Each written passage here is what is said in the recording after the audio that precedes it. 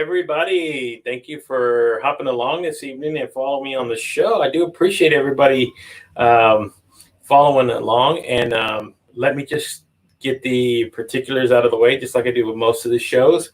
Guys, if this is your first time watching the show, you can check us out on our YouTube page. It is at Made From Scratch Broadcast there.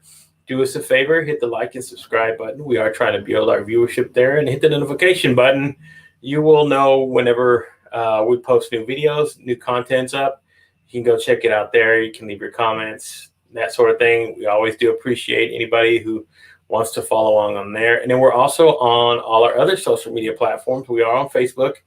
It is have to say the same name of the show, at Made From Scratch Broadcast page. You can go there. We're streaming live there as well. And then you can also follow us along on Twitter. And that is at MFSB Live there as well. You can drop your comments there, and we can see them here in the show. We can pull them up. So kind of make it a little bit interactive. And then for those who are new to what I'm doing on LinkedIn, I am now on LinkedIn Live. I've been granted access to broadcast there as well. So if you guys would like to follow along there, do us a favor. You drop your comments in there, and I will try to interact with you accordingly, just as long as it doesn't interrupt with the interview going on with my friend, Mr. Mark Morris, who's my guest tonight. He is a writer, an author. He's, he started writing for a very long time, but his path has been very interesting because not only has he been a writer, he's also worked in the theater. He's also done social media as well. And, he's also doing something interesting as well. He's a ghostwriter. And that's one of the things that I want to dive in as well, because that kind of interests me, what he does. And let me do that by turning down the freaking volume. So, guys, without any further ado, do me a favor and let's give a warm welcome to my guest tonight, Mr. Mark Morris. Hey, bud. How are you? Bro. How are you? I'm doing pretty good. So one of the things that I was when I was doing a little bit of research on you that I found very interesting, and you've got and we've had a little conversation ahead of time, but you've got a very interesting background as far as a lot of things that you've done in your past. So kind of give us a little bit of brief overview of who you are for people who are maybe unfamiliar, or kind of like what your background is, that sort of thing. Absolutely. Well, I'm pushing 50, so I've done a few things in life. I kind of started out as a carpenter and teaching theater.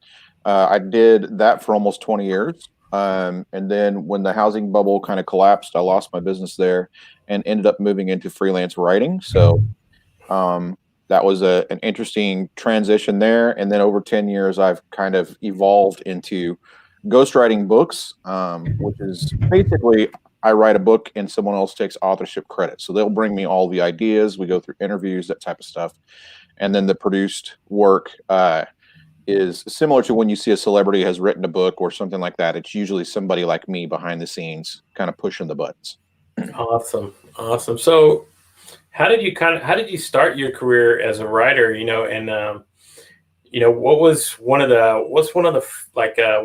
your favorite genres to write about as well? What are those things that interest you as a writer? Well, I mean, if I could be James Patterson, I'd be James Patterson. So I'd be writing novels all the time, and I'd have sold 1 billion books by now. But him or Stephen King. But yeah, I really like what I do because it gives me a chance to help other people tell their stories. So I've told mine quite a bit. If you look around, you can find it. But I really enjoy the opportunity to kind of get in with somebody else and help them figure out what's important about what they have actually experienced and help them share that. But if I had a choice, I would write fiction. That's what I would be. I'd be a novelist. So that's what I'm working towards. There you go. That's at least, you kind of know what you like to do. So, because again, I love fiction as well. And that's one of my favorite things to not only write about, but also read, because again, you get so much so much interesting stories, so many ideas that you see people writing. Like, again, you can build a whole series, you can build a whole world, you can build anthologies based off fiction, where I think writing nonfiction kind of not hampers you, but you do have structure, that sort of thing that you want to stay to. So that's cool. And so being that you're a writer, you've kind of mentioned two people. Are those the main people that have influenced you as a writer, or have you had other people along the way? Well, okay, so here's kind of how I started writing. When I was 6 years old, we were sitting in our living room. We had one of those big old black and white TVs. This was 1977. And my dad was watching, it was actually watching kind of the winding down of the Vietnam War. And there was footage of soldiers coming back and stuff like that. And they were discussing, how much of a mess it had all been. And a puff of black smoke went up from the back of our television and it died. And I remember my father, he was a minister, so he didn't cuss, but I think he probably was a little bit under his breath.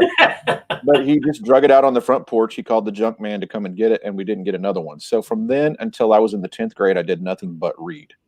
So if you talk about writers that shaped me, I loved any kind of mystery novel. I loved, my nonfiction interests would vary from week to week, as you can imagine, when I was a kid. But every 2 weeks without fail, we'd be in the library checking out as many books as they would let us, and we would usually read them all. My brother Steve and I've got 4 brothers, but my brother Steve and I were pretty close in age, and we just were constantly reading. So that's kind of how it started for me. Awesome. That's pretty cool that, because I same sort of deal. I grew up with actually with 6 brothers and 1 sister, and I was the 7th brother. So it was 7 of us and 1 girl. So it was that sort of deal with, we didn't have that many TVs in the house. So if you wanted to entertain yourself, it was pretty much either going outside and playing or reading, which was one of the things that I used to love to do. Was we used to read comics. Anything that we could get our wrap our minds around, because it's the same sort of deal. I started writing my own comic books at like the age of 12. Yep. Because I had been reading so many, and I said, I love the stories in there, the way that anything and everything was unpredictable in a lot of these comic books. So it kind of made my imagination just run wild.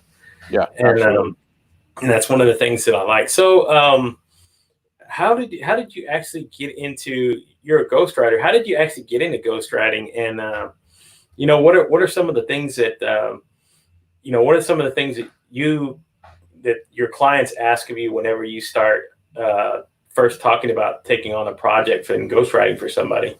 Sure.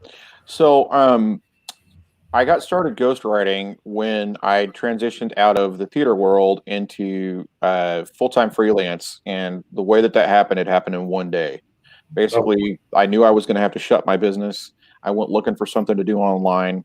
I found a site called Demand Media that was accepting tutorials on like home repair and maintenance and DIY projects.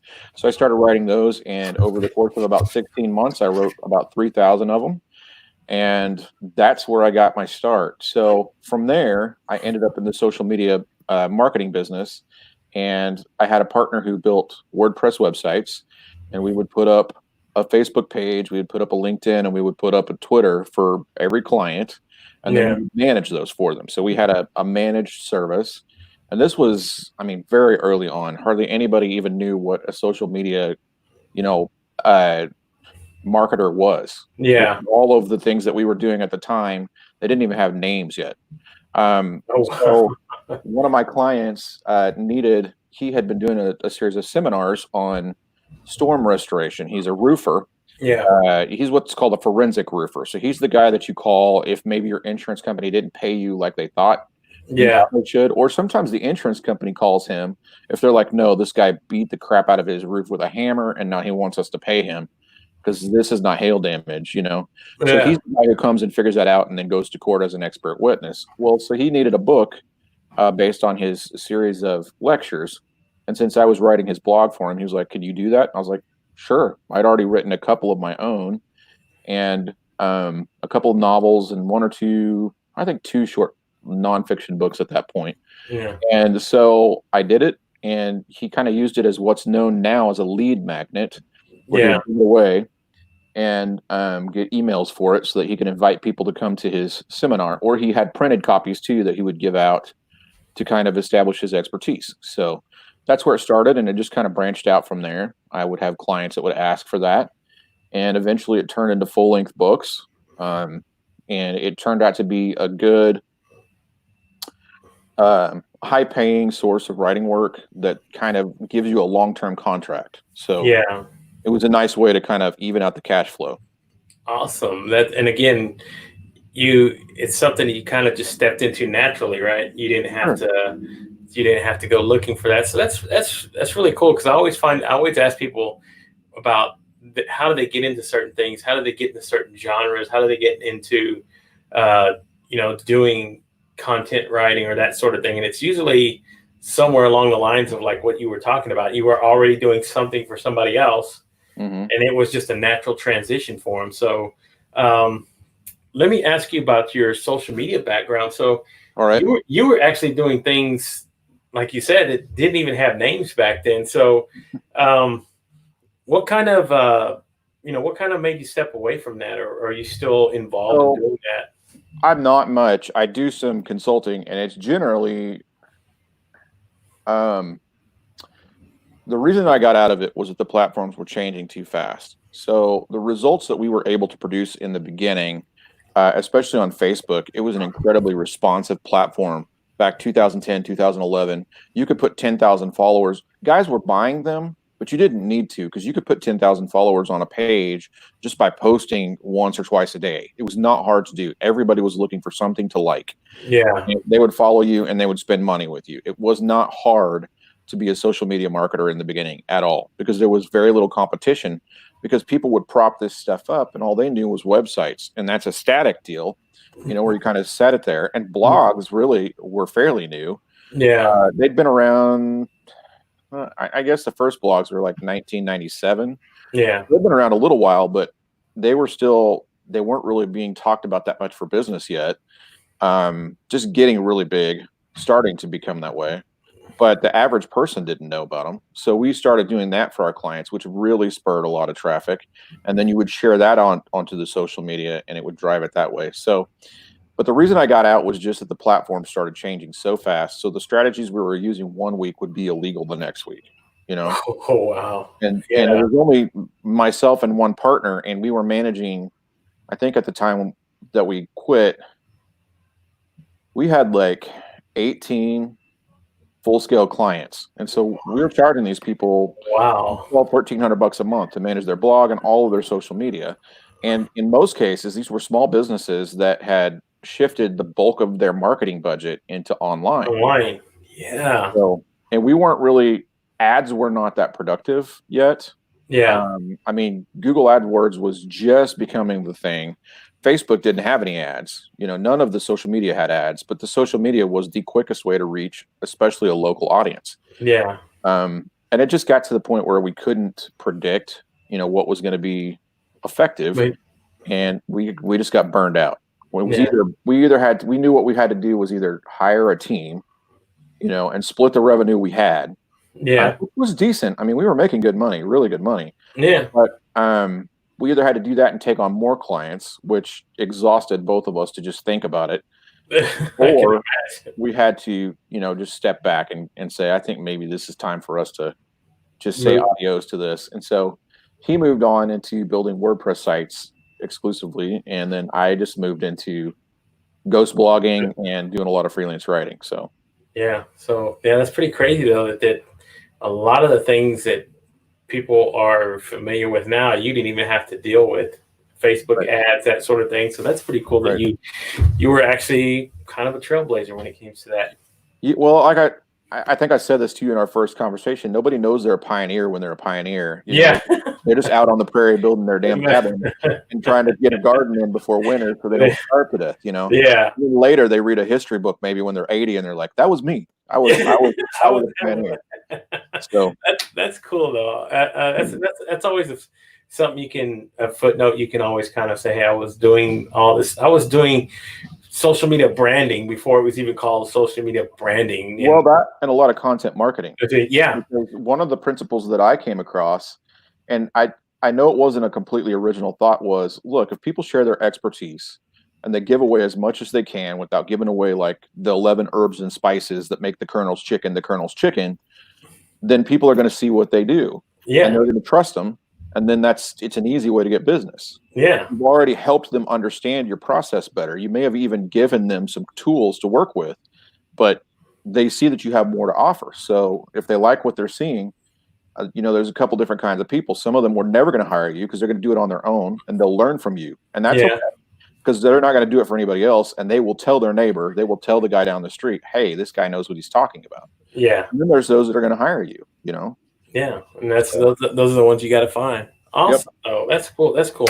So let's talk about you call yourself you also call yourself a storyteller. So you know, you have an affinity for storytelling. What kind of stories do you like to share with everyone? And what's one of the things that you always it's always one of the points you talk about whenever you talk about what a storyteller does and what he likes to do.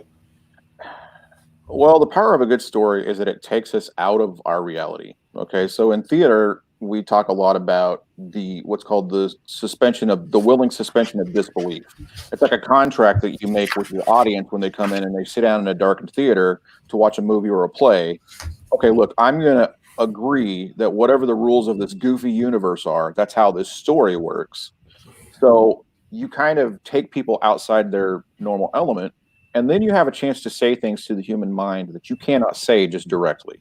Yeah, You can't walk up to someone and just, kick their politics in the butt and say, hey, this is not right. Or, punch them in the face and try to explain to them something about spirituality or being kind to people or whatever it is. But if you can show them a character that goes through a journey and then arrives at this conclusion, then you've got a good chance of actually catching their attention and maybe capturing their imagination and inspiring them to make a change.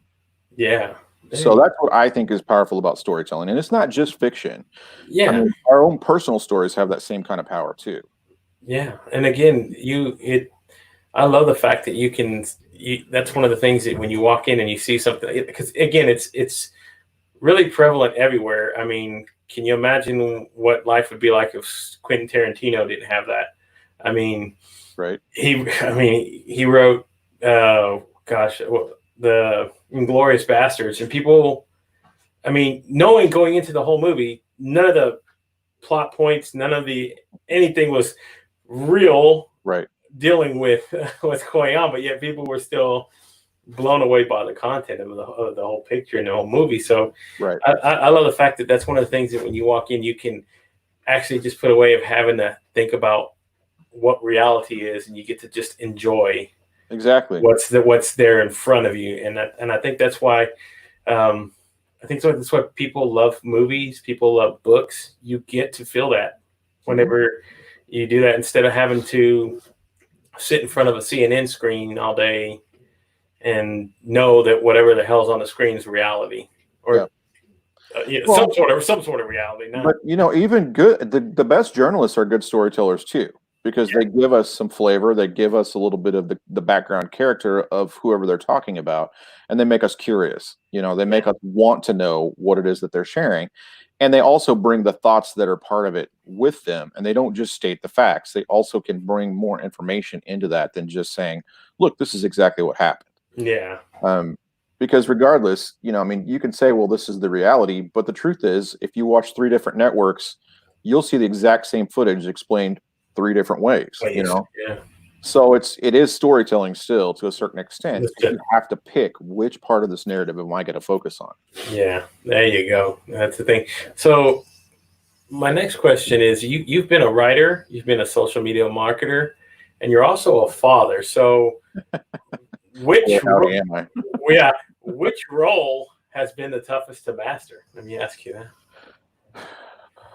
Well, okay, so I have 8 kids. And my oldest daughter is 20, she'll be 25 in September, and she's, finishing up, limping through her first year of vet school because everything got put online, which is crazy. Yeah. So she's trying to become a veterinarian. So I would say I've not mastered the role of being a father, but I think I'm probably better than the average bear. I at least have way more experience than the average father by default. I mean, I think you said you have 4 children. So I got 5. You got 5. Okay. I got 4 girls and 1 boy. My oldest, she's 22 she's 22 as well. So all right, awesome. There you go. So again, it's the same sort of deal, right? The first one, you have no effing idea what you're taking on, and then by 3, do you really now? No, I think we're just making it up, right? But we're better. We have more storytelling tools now. That's basically what it is. We have some wisdom because we saw the others go through this thing, and then we kind of fit this child's personality into what's happening here, and maybe figure out a way. Yeah, there you go. Walk through it.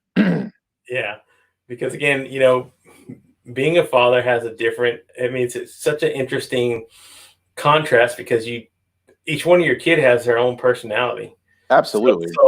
So dealing with each one of them has a different repercussion whenever you're saying, well, I can do this for one, I can't do this for the other. Yeah. So there's not like a one size fits all. You can try it, but good luck. See, that's the problem, I think, with a lot of parenting advice. It comes from, and this is not, I'm not trying to slam anybody who has 2 kids. You do what the universe gives you grace to do, man. If you don't want a big family, please God, don't have a big family. It's a lot of work. I'm not like encouraging you to like knock your wife up tonight. Okay. That's not what I'm saying. But I think that there's some extended wisdom that happens when you have more than 2 or 3 children. You get an opportunity to see how things play out. Plus, I have changed. Yeah. I'm not, and my oldest is always saying like, oh my gosh, these guys get away with murder compared to what you put us through. Well, we didn't know, we thought this was what needed to happen to make you into good human beings. And it turns out that some of what we said was completely bass-ackwards, sorry. Now that we've figured it out, we're not going to keep saying this other stuff because we realized we were wrong, so but, with only 2 or 3 kids, then you don't get that opportunity until you have grandchildren. Yeah. Well, I think that that's part of what happens is that parenting process almost gets short-circuited because we get most of our advice from very intelligent, very well-educated, very well-meaning, and very intentioned people. Yeah. But they only have 2 children of their own. And so I don't know if they have the same depth of experience that a father or a mother with 6 or 8 or 5 kids would have. You know what I'm saying? Yeah, exactly. Because it's kind of weird. You can write a whole book. With 1 kid, you can write a whole book just about 1 kid. Absolutely. Or if you have a 6 or 7, you're probably going to have to build an anthology of each individual child. So I don't know if you get this, but man, here's something that I have witnessed. Okay. And this is just me, but after about the 4th one, I started recognizing I was getting fathering exhaustion. So like things like dance recitals. I have no desire to ever see another one. I love my little girls and I will go and watch them. I will, but I will hate every minute that they are not on stage. And I'm an arts guy. Yeah. I ran a theater company for years. You know what I'm saying? Yeah. There are some things that you go through so many times. Like you can only take kids to an amusement park so many times before you're just like, really? We have to do this, And it's not that I mind or don't enjoy it, but there's some things in life that you go through so many times with your kids. And if you've got 2, you probably get worn out by it. If you've got 4, then you're understanding what I'm saying. When you get to 8, time that 8th one comes along, you're just like, man, I hope he's easygoing and he doesn't have a lot of demands because this is it. Right. And it gets what you get. I call it a simple thing like going to a restaurant becomes a chore whenever you go with such a big army, because again, not everybody eats the same thing. Everybody's particular about what they want. And again, here you are, you're outnumbered 8-2. I'll tell you what, I would go back in time, take all 8 of my kids to any restaurant compared to some people's 2 kids. I see their kids and then I'm like, what are you doing? Why are you, and they just look exhausted and beat up. And I'm like, well, that's because you're letting them get away with all this. You could have called them on this before that started. And you don't have to even be a bully about it. You just have to pay attention. Yeah. I'm lecturing now. I'm preaching. Hey, you're preaching to the choir, though. I feel you because, I'm not exactly at 8, but 5 has been enough for me. And, again, I'm like you. I enjoy them all. Mhm. They're all the apple of my eye. But, the only advantage that I have is, I only have one boy. So Right. I can always go tell him, hey, his name's Joaquin. I say, Joaquin, you're my favorite son. You know that? And my wife goes, I have a trick for that, though. See, what I do is I say, you're my favorite 10-year-old boy in the whole world. That's what I say. You're my favorite 15-year-old girl in the whole world. There you go. Got one 15 right now. You know what I'm saying? Yeah, there you go. That's what you call wisdom. You get that over time. So I mean, they catch on, but yeah, they know they're loved. They know they're loved. That's cool. I love that though. That's awesome. And again, it's always good to talk to another father who understands the struggle a little bit. So let's ask about, and this is one that I usually start hitting towards the end of most of my interviews. But so how have you had to, and we talked about this a little bit beforehand, have you had to adapt to the new environment that we're living in now, both, both personally and with your career? How's it affected you? Well, I mean, I'm going to just be real honest and say that so far it has not. Okay. I mean, it has affected me personally because I can't go to my favorite restaurant and take my wife out on date night every week, which has been something that we've established for a long time. Okay. There you go. But, we've gotten to the place where we have a pretty comfortable place to live. So it's not, when we used to travel, we'd go to hotels and we didn't want to come home because our house was, we'd have a nice place. Now, we go to a hotel, it's got to be really nice before we're like, oh, yeah, I think I want to stay here. So that part is not as bad as it would have been, say, a few years ago. As far as my career, I am still working on the same 3 books that I was working on when this happened. I've got one that's about to wrap, so I'm looking for another client to sign on. But all of my clients came with me. Yeah. I do most of my marketing through LinkedIn, which is very active right now. Yeah. And it has not been that big of a challenge for me to get some leads, ginned up to start getting ready for the next one. So far, I don't think it's going to be a problem for me. Like I think we said in our initial conversation, if it goes past, if they can't get this sucker starting to open up by sometime in June, then I think people are going to have a much different mindset because people are going to start running out of their savings or, even some of those jobs that have allowed them all to work from home. If those companies can't get back to making the kind of profits they were making, whatever funds that they are delving into to pay their employees are going to start drying up. It's going to be tougher if this goes past a certain point. Yeah. But I think for me personally, I started making money when I was like 6 years old. So I'll find a way. It's not going to be impossible. And with every, disaster like this, and it is a disaster. I mean, 40,000 people. I can't even, everyone wants to talk about how many die from the flu every year, but this was in 6 weeks. Almost 42,000 people as of today, and that's a lot, man. Yeah. So, I think that even with that, there's going to be new opportunities arising. If people are willing to keep their eyes open and look for those opportunities, I think that there's going to be people who come out of this with some really great new ideas. I think there's going to be some people who actually bank on it while it's happening. Yeah. And I mean, it's a really crappy example, but Jeff Bezos has made like another $24 billion. Oh my, yeah. Like on toilet paper alone. You want to talk about somebody backing the truck up to the bank and just unloading. I don't particularly care for him much, but he has built a very successful model.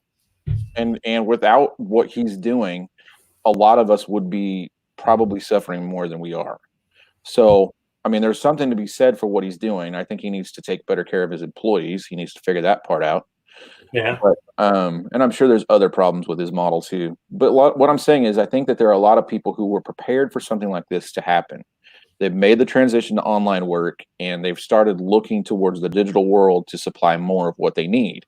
Yeah. And I think that's going to become a bigger factor. After this, I think there's going to be some brick and mortars that don't open back up. And I don't see how they can, Yeah. because again, you're talking about, even for schools, right? Mhm. This is something that I've told we were talking about my wife, and she's, talking about the next school year. I said, sweetheart, here's the problem, right?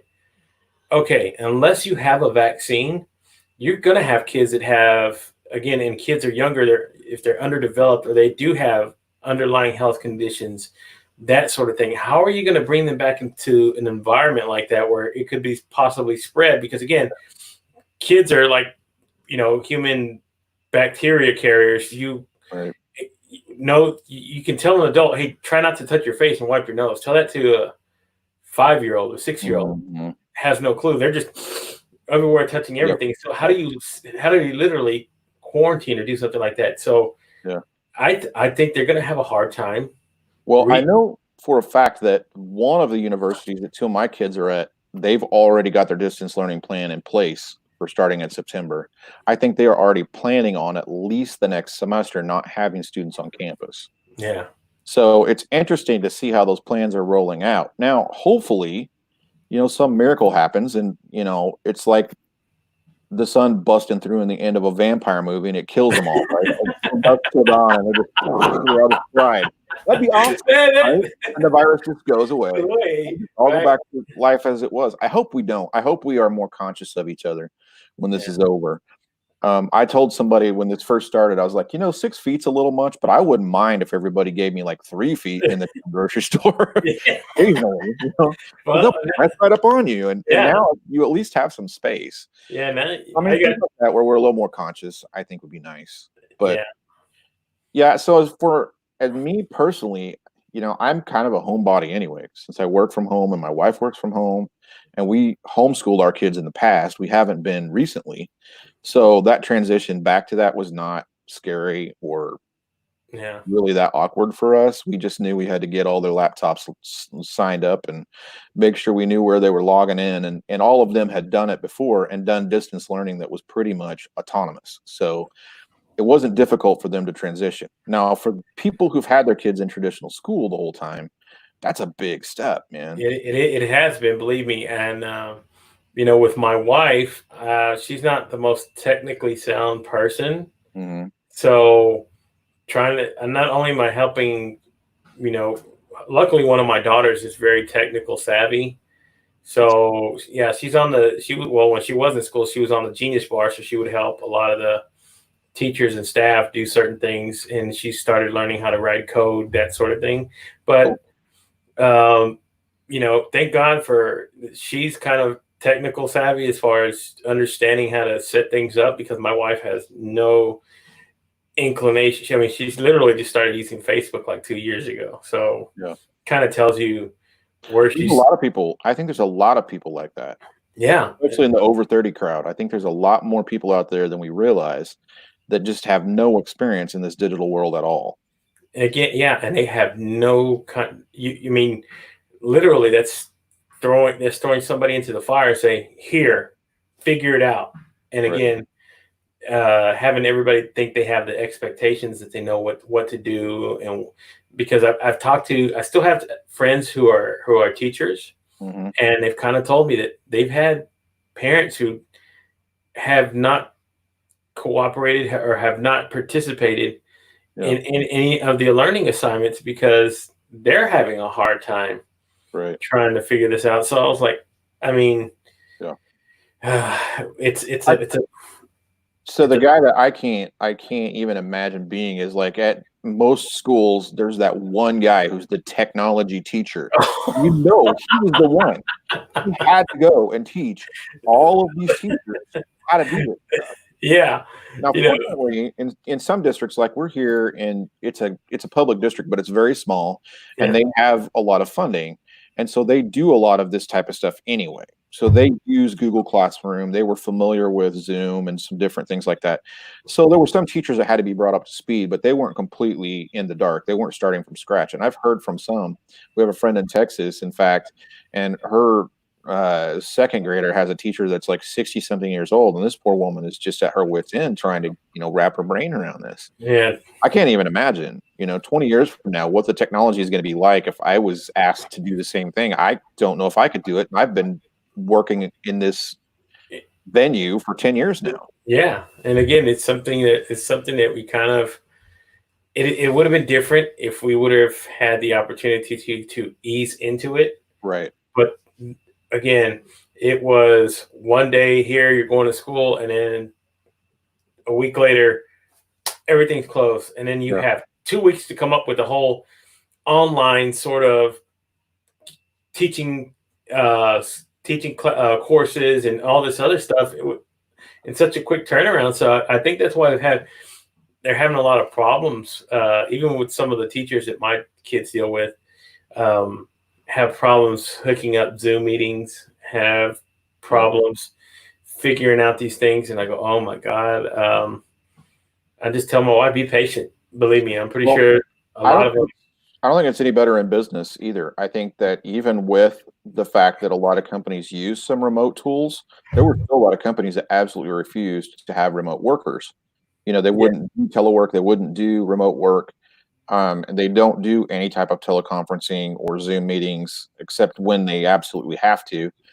And like I say, they've got an IT guy and he manages all of that. So but you can't be in the office looking over your shoulder, taking over your desktop every 5 minutes because he's dealing with everybody now because everyone's got to do this. And so I don't know if it's any better. In fact, people are getting so tense. I heard that there's this animal rescue in California that has a bunch of llamas. Yeah. We'll actually rent you a llama face to put in one of the boxes on your Zoom meeting for $100 just to lighten the mood. That's how crazy it is getting out there, man. That's crazy. Isn't that hilarious? That's probably the fun part of the insanity that we're actually dealing with in some of these situations. Yeah. And you just have to laugh and chuckle at it because not only did someone come up with that idea, but people are actually paying for it. It's working. Say, hold on, let me Venmo or let me send over my $100 and send Pop it to me in the box, man. That's great, though. I love that. So, hilarious. Yeah, real quick, let me give a shout out to a few people watching on LinkedIn for the first. This is kind of new for me. So, Kenneth Dunner, what's going on, my friend? Maureen Wixon, all right. Marcello Arcelay, good. My podcast co-host is here as well.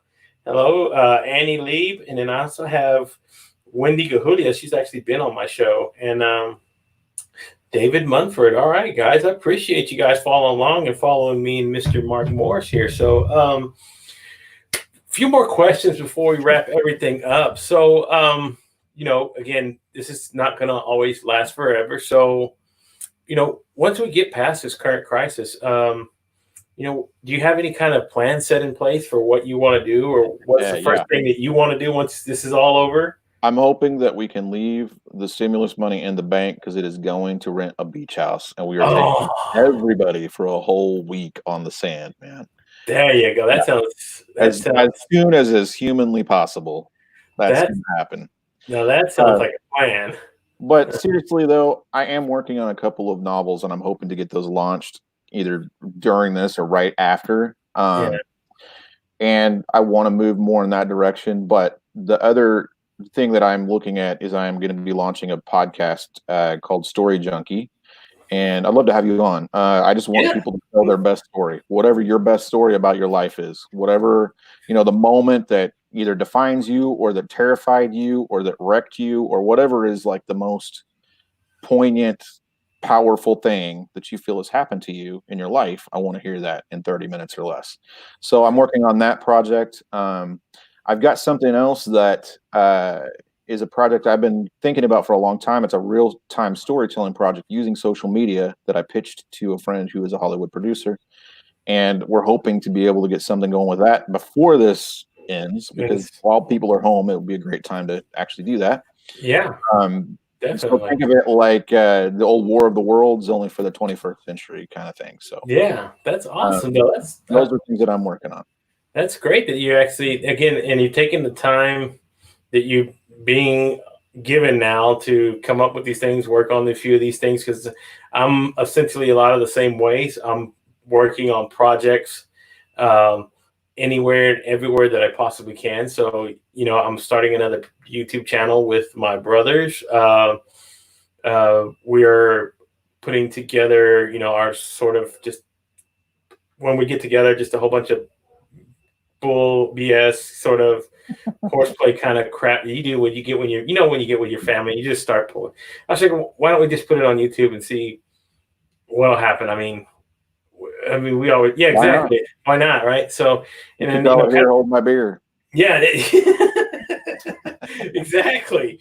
So, and then again, I do have a separate podcast that I talk about mental health with. This is with my co-host, and that was one that I wanted to do because I find all aspects of the brain very, very interesting, simply because everything starts and ends there. So, how we operate, how we breathe, everything that comes into this universe starts with a thought somewhere. Exactly. So that's why I always think of, what I find it so interesting about when I hear things or people that have mental disorders and have problems and that sort of thing, just finding out, what they actually go through to function every day. Right. I mean, I can imagine having something like PTSD or having, finding something like dementia, Alzheimer's, all these things that at some point start deteriorating your mind. And all those things just kind of interest me. So that's why I do that separate podcast, because I think it's an important message to get across and share with folks. And I think a lot of people find it interesting. So, but I like the idea. I like that idea of what you were talking about in storytelling. That's one great way to bring impact. I think here's my thing. I think that everybody probably has, okay, so you've probably heard everyone has a book in them. Well, yeah. Okay, some people have an entire library. Here's the thing about it. The reason for writing a book is what matters the most. And there are really great reasons to do it. A great reason to do it is because you want to build an audience. That's a great reason to write a book. A great reason is because you want credentials to show that you know what you're doing in a particular type of work or a field that maybe you don't have a college degree or some big certificate in. That's a great thing to do. If you feel like you have a powerful story that you want to share with people to get something across, it's a great reason to write a book. The worst reason in the world to write a book, and I'll just leave you with this as far as the writing is concerned, is to make money. Because it is the worst business model in the world. You will sink all of your time and energy into it. You will put all of this, and then it is literally catching lightning in a bottle. And anyone who tells you that they can make you a best-selling author, yeah, sure, they can get you to the top of a single Amazon category, but I can tell you how to do that in about 5 minutes, and you can spend it's not hard to get that status, but to really be that, it's tricky. And so as a part of a bigger plan, it's fantastic. If it's a long-term marathon type situation, like I know you're wanting to write some fiction, right? Yeah. That's a thing where you launch it out there and you take a hold of the audience that you have, and you can't start looking, for Stephen King's numbers until you can get 50 people to read it and actually respond and give you a good review. That's where you start. You start there, and then you work out. And so I think that that's what people miss a lot. You asked me one question that I didn't answer, and that's what people ask me about ghostwriting. And the number one thing is, how do you capture my voice? Hey, yes. Can I answer that in 1 minute? Yeah, go right ahead. I don't know what our clock is like here. I got all the time in the world. Go ahead. So the thing that I noticed I was doing about 5 years into it all was I was taking all of the skills that I had learned back in the day as an actor, and I was actually applying them to building a character with each person's voice. So what ends up happening is I will listen to them through a series of interviews, and over time I kind of build a vocabulary that's a blend of what they're saying and a blend of maybe just a slightly more sophisticated version of what they're saying, because most people don't spend the time to polish their language like I have. And so I put all that together with their ideas. And generally speaking, the number one compliment that I get, and this makes me feel really good, is this feels like I wrote it. This is what I would have said if I could write like you. And so it's that opportunity to slow down and actually catch that. And it's weird because people will say, well, how do you write for so many different varied people? And I finally figured that out. It took me about 5 years of doing this. And I realized I was building a character in my head. And when I go to write for that particular project, I'm writing in that character, the same as I would do an improv or I would act a part on stage. So it was very interesting how all of the things that I've done in life have kind of prepared me and moved me into the place where I am now, so that I've become, what I probably, if I look back when I was in third grade and I wrote my very first story and it was 8 pages long when it was only supposed to be one, Yeah. I should have realized then that I needed to be a writer. But I like being in front of people, so I thought, well, I should be a famous actor. But that's a tougher gig than you think. Yeah, and again, you hear that, you've probably heard that before, but you kind of dismissed it the same way I did. I always used to write, and everybody's, you should be a writer, and I don't know. Again, the kind of like you, I want to act and write, or I want to do this, like, so kind of like, so I jumped into screenwriting, and I did screenwriting for a while, and again, you're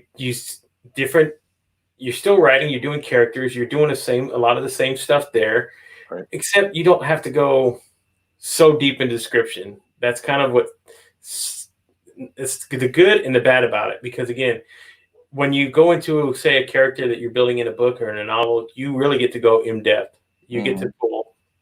That's why some people say, well, when they see a Harry Potter movie, they go, the book was better than the movie, right? Simply because there's more depth into what they can do in the characters. Where in the movie, 120 pages, that's kind of like what they all try to shoot for. They want you 90 minutes to 120. Anything over that, you better be Martin Scorsese or somebody else that can. Well, the trick though is, Gabriel, it's actually harder, because what you have, and I've done a lot of screenwriting, and playwriting is similar for the stage. Yeah. A little more description, but not much. It's mostly dialogue, and then you have to describe it in action. And so what you're doing is you're showing instead of telling. You have virtually no telling. And so the thing is, what you've got to do is you have to depict that location. You have to depict that character in a very few amount of words, which means you have to pick ideas and symbols that really will symbolize what you're talking about, so that that director could catch on. Did you ever get anything produced? No, never did. But I did get a few. I did get a few pitches in front of that sort of thing, but never went anywhere. But again, it was something that I just threw myself into. So I wasn't really like saying this is everything that I'm going to put my hopes on. Yeah. Because deep down inside, I still always wanted to be a writer. Cool. But I always thought that, well, maybe I could get into screenwriting and get into directing or that sort of thing.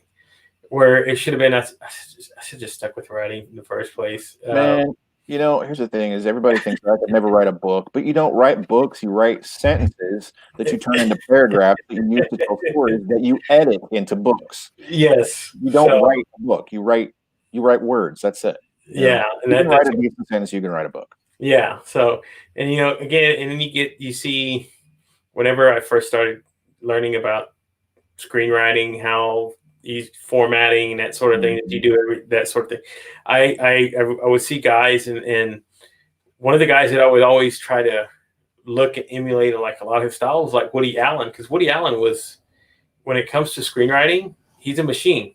Yeah. He pumps one out, if not two, every year. If you go back to when he first started screenwriting on his own, not for somebody else and other shows, and just doing all his own, it's every year, and it's one or two or three sometimes in a year. And I go, wow, right, that you really have to, and again, a lot of his stuff, most people are going to recognize all the quote unquote hits and that sort of thing. But again, to crank that much content, and when you go look at his IMDb page, it's exhausting to read. It's almost like reading a novel by itself. You just go, oh my God. And his work is so subtle and detailed too. That's the other thing, is not only is he prolific, but there's so many layers in a Woody Allen film. Yes, and This that's is why people either love them or hate them, because exactly. it's way too esoteric, it's way too intellectual, and I don't mean that like he's smarter than everyone else. It's just a very interior monologue kind of storytelling. Yeah, It's really different, and I find a lot of his movies to be intriguing. I But do too. what I'll say about Woody Allen films for me is they're either hit or miss. So I either love it or I'm like, no, Hey, I will yeah, never watch 5 minutes of that again. Don't do that to me. but that, again, that's kind of like what makes him great. Is you Yeah. get that sort of thing about him. You either love it or you hate it, and Yep. I think that's kind of where you find a genius in somebody like him, or any person that has that kind of aspect to him. So say, Absolutely. I don't like Rush Limbaugh in politics or Howard Stern on the radio. You either do one or two things with that person. Yep. You either love him or hate him, but he's still getting people listening to him who Right. love him and hate him. And I Right. think that's The only people that have ever made it to be famous that don't have to make those choices are guys like Dick Clark and Ryan Seacrest, and that's because all they do is host other people sharing their opinions and their talent, and that is their talent. I mean, they're curators, right? But they don't have to. Or another guy that was really good at that was if you ever listened to the old Up All Night, that I cannot know Up All Night. Art Bell. He would talk to the craziest people, and you would swear that he believed them. And then the next night, he'd be talking to somebody who was saying this other guy was an idiot, and you would swear that he believed them too. You know, Yes. So there are those that can walk that line, but being opinionated and just sticking to what it is you believe, being kind, but having a point of view is the way to build an audience for sure. All right. So let me just go ahead and finish up with the last question I ask every one of my guests. And is, when your time comes and we all are going to face that, we're all going to face that one time in our life where everything ends. Yep. What kind of legacy do you want to leave behind in the world? I think it's already here because of my children. I want people to think. I want people to feel, and I want people to find their voices and use them. I think too few people contribute in this world out of what's really inside them. Instead, we give all of this shallow surface stuff. We root for the right team. We like the right music. We wear the right clothes. We drive the right car. We have the right job. But we are not true to ourselves. And if anybody hears me, and if one person hearing this can figure out what that means and what they have to contribute to the universe, then I feel like I've, left that legacy that I want to leave. And that's a beautiful answer. And that's the one thing I always agree with, as far as I just want to be able to make that one impact. That's all. I don't have to do, I don't have to be remembered as Ernest Hemingway. I don't have to be all these, but I just want to be that one person that said there was somebody in my life that impacted me. Mm-hmm. And he changed the way that because I've had somebody do that for me. So I just want to pay it forward. And I think that's the beautiful thing about what we're doing here, what we're talking about now. That's something I say all the time, and you may see me say this on LinkedIn when people thank me for something. I'm like, I'm just trying to be the guy I wish I'd met when I started. And that's the truth, is I just want to share the skills that I've been fortunate enough to gain, because I had a lot of hands up, Yeah, I learned a lot of this on my own. Yes, I hustled very hard, but at the same time, there were a lot of people who opened doors for me and gave me skills and, sent me a link to a website that blew something open for me, or handed me a book that changed my perspective, and I just want to be that for somebody else today. Awesome. I love that answer. All right. Well, cool, man. I appreciate you coming on with me this evening, Mark. I really had a great conversation and a lot about what we discussed about today. So guys, do me a favor. If you guys are on LinkedIn or you're not connected with Mark, send him a message, man. And, again, check out his services. You can go to his website. You can see his blog. You can see, go to Amazon. You can also find a lot of his books there. He's got a big bio there. So, guys, he's an incredible writer. And if you have a story and you don't know how to put it together, maybe reach out to Mark. Oh, He might be able to help you out and get that. Didn't cost you anything to find out. Yeah, I mean, again, there's worse things that can happen in this world, and not getting that story out might be the one thing. That's one of my favorite things that one of my favorite motivational speakers, Les Brown, says. He says the graveyard is one of the richest places in the world, simply because there's the cure that was never found, the story that was never told, the song that was never written, all these things that people just held on all their life and never even explored or never took the time to. So reach out, man. It doesn't cost anything. And then I got one more thing. What is he? Brandon Phillips. What is this about? Well, Brandon, do me a favor. You can go check out the replay because we're about 56 minutes into this conversation.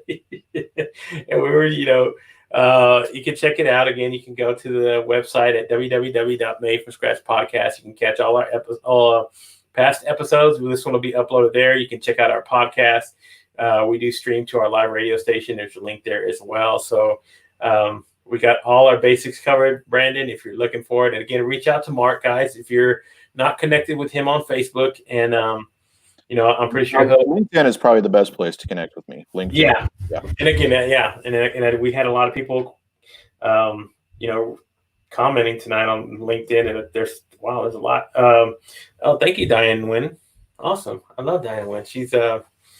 She does her dancing thing. She's down in Australia, and I'm trying to reach out to her, try to coordinate that to get her on my show, because our time schedules are like way off because she's in Australia and I'm here in America. So, all right, guys, thank you so much for coming on the show, Mark. Thank you guys for joining me this evening.